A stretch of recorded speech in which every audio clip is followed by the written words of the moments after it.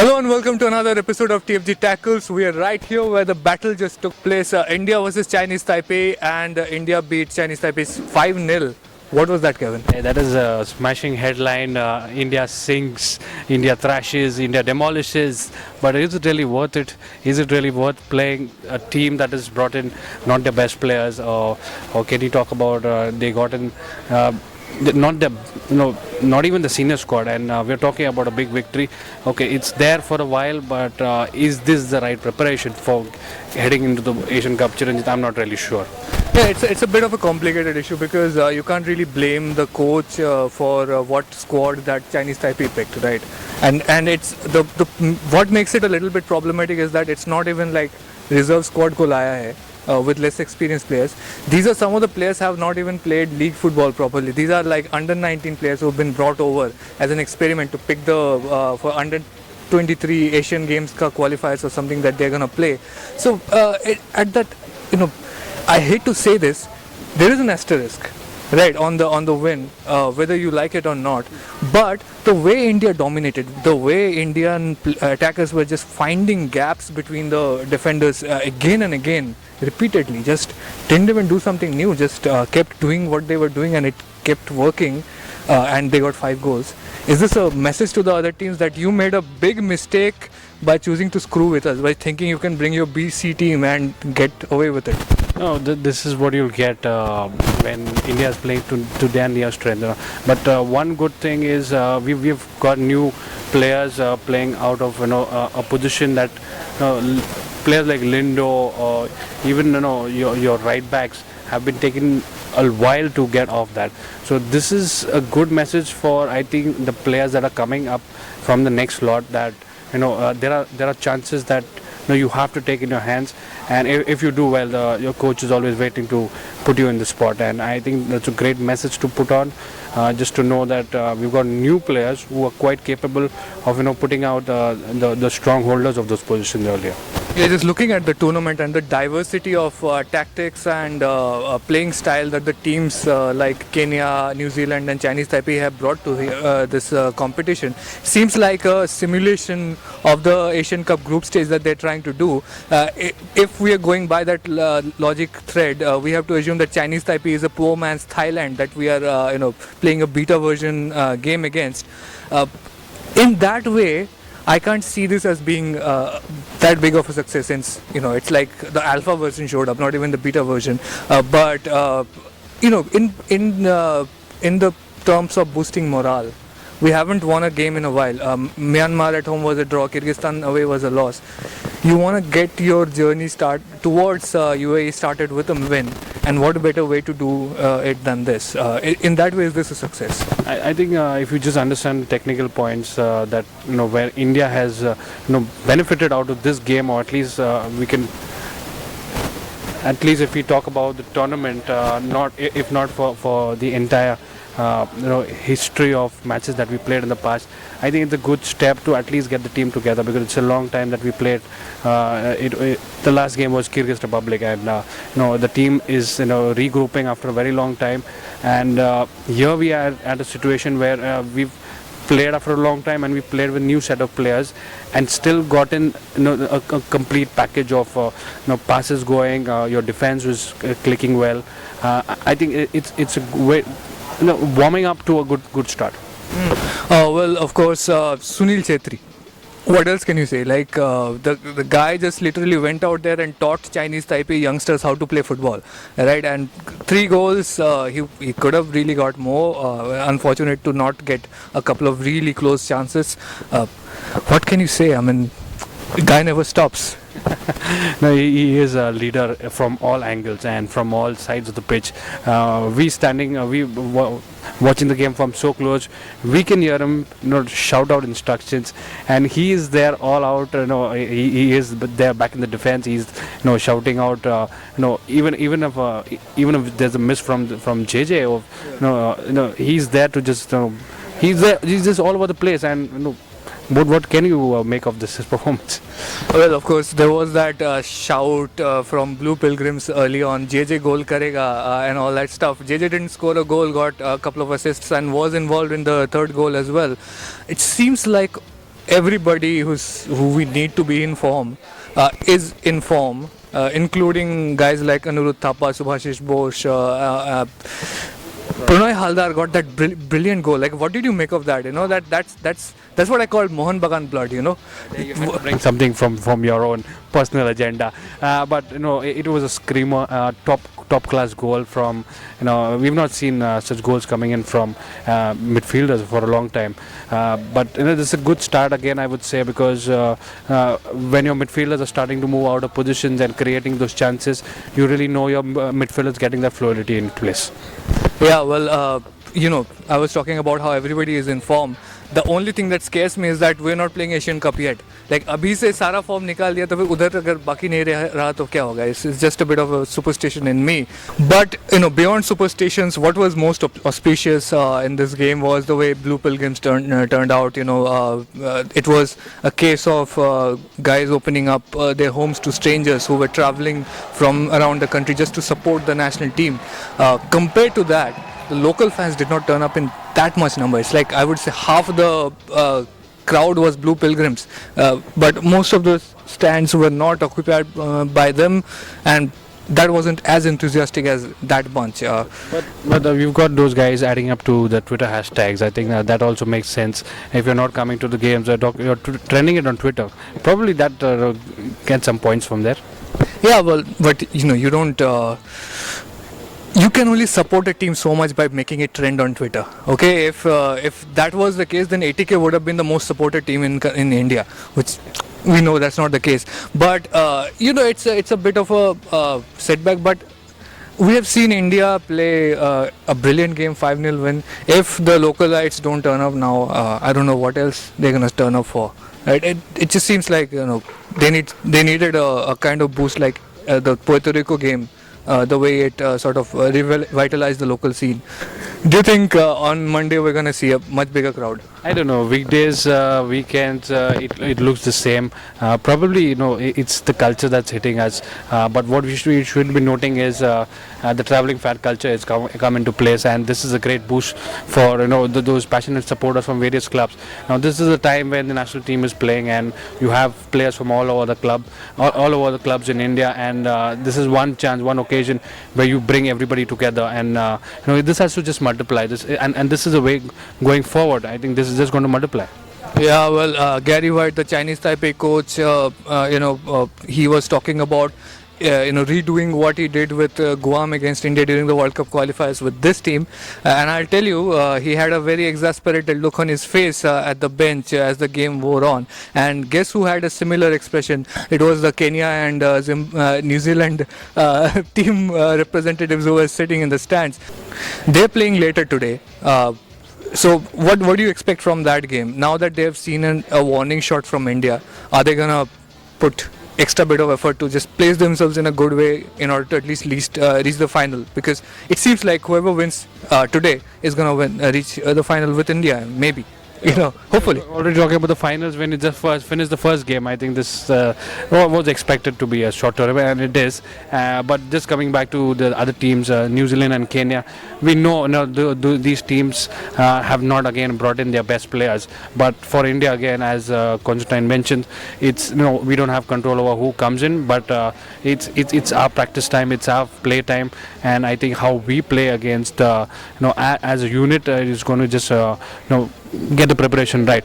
So after today's game, I think everybody should be clear that whatever team has been fielded against the opposition, they're just going to be coming out with their guns blazing. Yeah, so Monday is the next game against Kenya. We're going to see the physical Harambis go up against the Blue Tigers. Let's see how that works out, and hope more and more people turn out to see the game. Before we wrap up today, we have a special treat for you, an exclusive interview with Abneet Bharti. If India were to take to some tournament in Chinese Taipei and a bunch of under-19 professionals who are yet to break into the national team, Abneet Bharti is the kind of players who would make that trip. He's played for the Real Valladolid youth setup. He started out from Geylang International from Singapore, and he's looking to break into the under-23 setup, and who knows where he's going to play next season. We're going to cover all the issues and all the aspirations that he has in this exclusive interview. So let's cut to that. Abneet, thanks for joining us on TFG Tackles. Could you just tell us how your journey in football started? How did you first get recruited into a professional team, and when did you realize that this is something you can pursue as a career? Yeah, so I was like playing for a school team, nothing like a school academy team, and one of the coaches of the S League team saw me and he invited me for a trial for like around 2 weeks or something like that, and that's how it went, you know. That's how I got it. You have a rare experience as an Indian player who has had the chance to play in youth setups in Singapore and also in Europe. Could you just give us a quick comparison of how professional they are and how they differ from each other? In Singapore, it's still not as European, but still quite modern for Asia, I would say.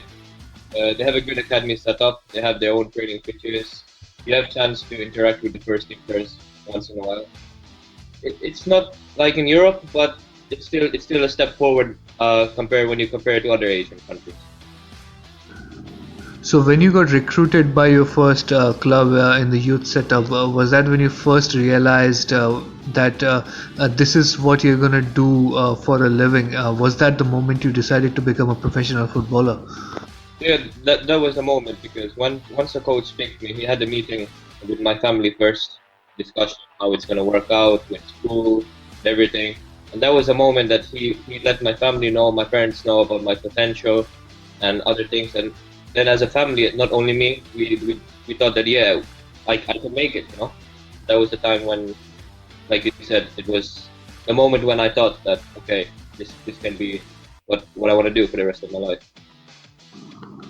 So there wasn't any pressure from your parents to go for a more traditional career path, like being a doctor or an engineer or something like that.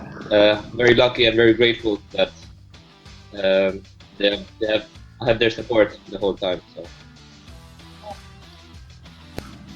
Well, you grew up abroad and Yeah. you're used to your parents getting transferred from country to country. So, is football something you've found that no matter where you go in a completely new, different country or culture, this is something that stays with you, a constant in your life, maybe?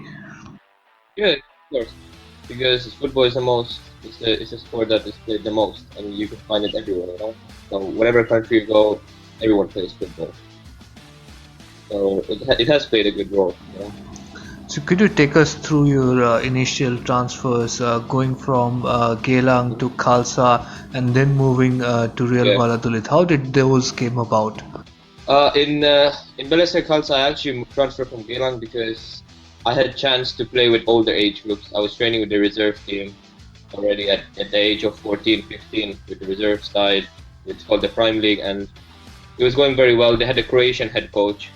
I had chance to even in the next year or so play for the first team, which was very good.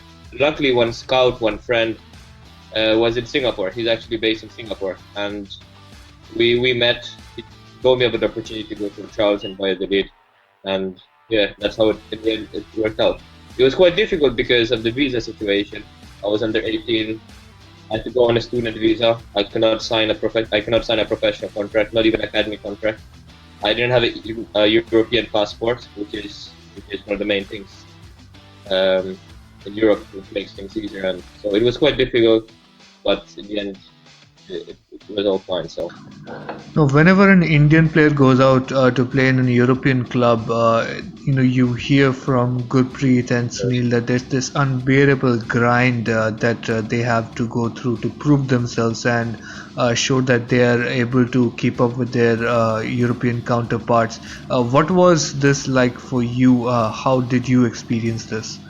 For me, it was a bit easier because I didn't lack technically, and in Spain, technique is the most important thing. I had good technical skills, so for me, it was only the playing style that was different, because in Asia we have more. I think it depends on each country, but in Singapore we had more of a direct playing style, and over here I'm a defender and we have to play from the back. So that was small things, you know.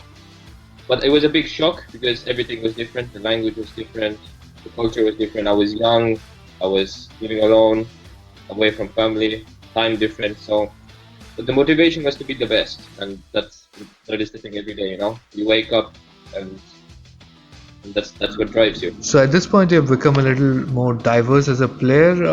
You're playing as a central defender as well as midfielder. Yeah. When did you make those choices? No, in Valladolid I became more as a central defender. In Singapore I played more as a defensive midfielder. In Valladolid they made me this more central defender because I had this growth spurt where I grew and I was taller than other players and I had good physical attributes as well. So yeah.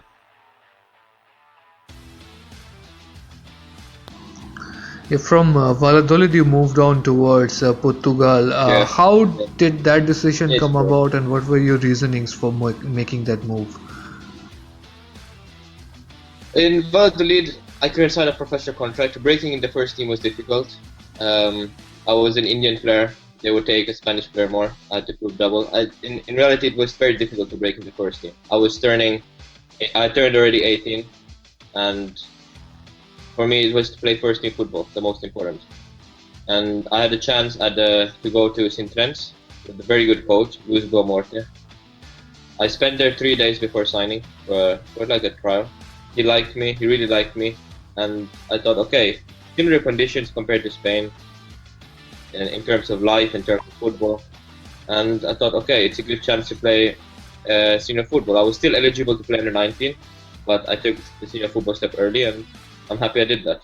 It's completely different. Good football. So you moved from a Real Valladolid club, which is really ambitious and one of the big ones in Spain, and you then went on to this other club, which plays in a lower league, and it's basically the showpiece of a kind of small community over there. Was there much of a jump in terms of quality and what was expected of you and the kind of ambition the club puts forth? Not really easier because Sint-Truiden is one of the bigger clubs in the Campeonato Nacional. So, and it's from Sintra. It's the only club in Sintra. So the people expect, the government in the municipality expects us to go to the second league every single year. That year we had a very good start and we didn't really manage, but the expectations were high. And when you're a young player, everyone is thinking, why an 18-year-old Indian player to our club? Why not some other player? The question arises. And I remember the first training, around not so many, 200, 150 people come watch.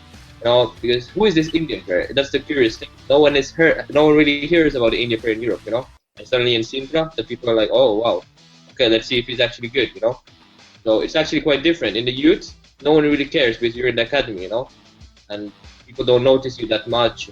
But when you play football, it's about winning. It's about the money on the table, So it's higher expectation, even if it's a lower level. That's different. And especially different when you come to the club as an Indian player who nobody knows about, So going in there, as an Indian player, you must have been a kind of a curiosity for the local fans. Did you encounter any awareness of Indian football out there among the fans? And some people, once in a while, but most people actually knew about some of the Portuguese players that have played in India, Helder Costiga and all these other names. So they actually knew a bit about Indian football, but of course it wasn't highly regarded, So it's a bit kind of a shame, but yeah, I was the youngest player on the pitch. I played as a right back. Did very well on my debut. I was very happy. It was in the sporting stadium against the reserve team. Very good match against good players, so I'm happy, and yeah, it was. So at this point you're playing as a central defender, sometimes as a defensive midfielder, and sometimes even as a right back. Are you okay with all these positions, or do you prefer some? Yeah, because usually centre back are the most experienced players. As a young player, in big games, the coach told me that it's better that I play right back because I'm a very fast player, and it depends on the necessity of the coach on each game. But I'm happy to play anywhere, so it doesn't really matter. Yeah, but if you had to pick one position, which one it would be? I prefer the most comfortable in central defender the best, but I also enjoy playing right back because allows me to showcase my speed, and to go up forward and drop back also. So it's good. Yeah, you scored your first senior club goal already, and I couldn't find a clip of it. So was it in that way, running up the flank and cutting in, or was it from a set piece? How did it happen? Now it was a set piece from a free kick. Yeah. Yeah, it had to be one of the two, isn't it? But at this point, you've had a very unique experience as a football player, especially an Indian football player. They played in three different countries, in two different continents. Could you just give us a quick overview of how Yeah. football and the approach to the sport differs in each of those countries? Yeah. From Spain and Portugal, it's around the same, I would say. It's very similar, so not really much difference. But from Singapore or Asia to Europe, the main is the professionalism, and they start playing football at a very early age. You have teams under 5, under 6, So and the focus on the players, not only on the pitch, but off the pitch. That's the most important and it's like a family everywhere you go. In Singapore, it's more like, okay, you go train, and no one really cares about what you do after training. And here in Europe, we try to make sure 24/7 that you're in a good environment, and it's a professional environment that counts. Because what I've heard in Asian countries, they don't have this professional environment where everything is taken care of, like I said. So I think that's the biggest difference. So while you were playing for Real Valladolid and Cienfuegos, were there interests from other clubs in the similar countries or other European countries? Were the signs hopeful, so to speak? Of course. It was always there, not only in Portugal but also abroad. I had a few interests from other clubs. The thing is that there's always negatives as an Indian player because you have to prove your worth double. But then if you do good, it also makes you stand out because you're exotic. But in the first, to actually make it in the team or something, it's difficult because you're a minority. They have to take care of everything for you, the visas. You actually have to be worth it for the club to actually keep you. It's sometimes difficult because there's high expectations. But then, like I said, if you're doing well, it's easier for you to stand out because you're not like some other Portuguese player. You're Indian, you're kind of exotic. So yeah, there has been interest. I was last year in Sturm Graz in Austria and Greuther Fürth in Germany. So some pretty big clubs were interested. I'm still very young, and my aim is of course not to stay in this level for not long. Next season, the next season after that, is to move up. This season was not the best because of injuries, but I'm very determined that in the near future, I'm gonna go up. So what injury was it? I had a cruciate ligament injury. So are you okay now? Have you recovered mostly? Yeah, I'm fine. Was this your first major injury as a player? Yeah, the first. Usually when players go through such injuries, they find family to be a big help in their recovery process. Was that part of the plan for you? My family actually, my dad works my family is now living in Warsaw, in Poland. So in these injuries where it's going to take a long time, I discussed with my agent, with the club, everything. It was better for me to do my rehabilitation in Poland. I have good doctors, everything here, and it's just better. It was just better for me, and now I'm feeling stronger both physically and mentally because it's the most important. When you feel good off the pitch, you're gonna feel good, on as well.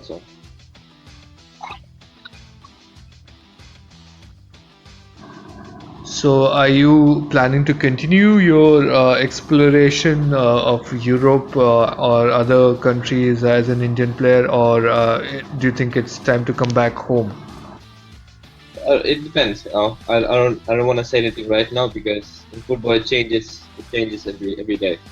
I will leave that to my agent, and we'll see how it goes. So are you saying there's some interest from both home and abroad, maybe ISL teams, some? I cannot say exactly how it is, but there has been some interest, I would say. you're growing up and you're of that age where a prominent player like you is expected to be in contention for a place in the India under 23 squad. It hasn't happened for you so far. Are you surprised? Are you were you expecting this? How do you see that so far? Of course, it's very surprising. Not only for you, for me, but for other people also. It's very surprising when people say, okay, no, you didn't play for under 20 this year. Why, But I'll leave that to the federation. If they want to call me, I'm ready, 100% any day. So I have an Indian passport, and yeah, it's like a dream to play for your country, and it's the same for me. So if you get picked for the national side and you're playing for a club abroad, there's not going to be any scheduling clashes or something like that? No, absolutely not. When the national team calls me, they have to elect the club or something like that, and they will release me. It's absolutely no problem. So you're just ready to answer the call any moment now. Like I said, my phone is right here. If it rings, I'm available. It's really good to see you recovering and feeling so well, and you're just starting to climb towards the prime of your career. You're already 6'1". You'll probably go up to 6'4" or 5. Not that much because I'm already 19. Yeah, it's gonna happen if you keep hanging from bars, horizontal bars long enough. You'll just get to that height. So, what's the immediate plan? What's the next course of action for yourself as you prepare for the next season? Now, I'm in the last phase of my rehabilitation, which is match fitness, game-like situations, all this stuff. So my aim is to be ready, 100%. And now the transfer window is coming up. My contract ends on 30 June. I haven't decided if I'm gonna sign a new one or I'm gonna go somewhere. So yeah, we will see at the end of the summer how it's gonna be. Yeah. Well, that's great. We really hope that you achieve all your dreams as a footballer and you keep growing and you can be of great service to the Indian national team going forward. Keep doing what you're doing. Thanks so much for speaking to us. Hope to see you soon in action back on the pitch, wherever in the world that may be. Thanks again. So that was it. You heard him. He says, I'm ready. The phone is right beside me. If it rings, I'm ready to answer it. So hopefully he gets his wish, and hopefully Constantine gets his wish of getting quality competition from Kenya and New Zealand as the tournament goes on, and India gets some hard time in battle as they prepare for the Asian Cup. What do you expect from the next game? The next time we'll bring you a show. It will be on Monday, TFG Indian Football Podcast with IVM Podcasts. So check that out on the TFG Podcast YouTube channel. We're going to have some very special guests in studio for that. But before we part, what do you think is going to happen in the India-Kenya game? Expecting a lot of physical game. I saw Pranoy winning most of the headers today, and that's a good sign. When you have somebody in the middle taking all the challenges, rising up to the top, that physical battle is already there, and we'll see a lot of 1 versus 1 everywhere in the midfield, especially anchoring right where Borges anchored himself in the midfield. Not sure how Thapa will stand out, but I'm sure Subhashish Bose and Pranoy Haldar are the players that we are looking forward to play against Kenya. Away at Bishkek, literally I was the only Indian supporter in that section, and we were looking at the Kyrgyzstan players in challenging conditions literally bully our defense and midfield, and it was a feeling of helplessness, and the first person I thought of was, I wish Pranoy Haldar was here. And now that he's back, there's a huge sense of reassurance that has come over the Indian national team, and looks like the midfield is back to its former glory. And remember, Eugenson Lingdo is still out there. He's still waiting to get his chance to come back to the national side. It's just getting better and better. So thanks for joining us today. If you are watching on YouTube or Facebook, doesn't matter, give us a like, share, subscribe, whatever you can do. Leave a comment what you liked about the show and what you liked about India's performance, and whether or not you think playing. Chetri should score and celebrate. Do you think about that? Yeah, he said he's 40 years old, so he's too old to celebrate anymore. I mean, the man is literally, the midlife crisis and cynicism, everything is going on there. I hope he holds on till 2019 and get us a win in Asian Cup. But thanks for watching. Come back to us next week. Bye.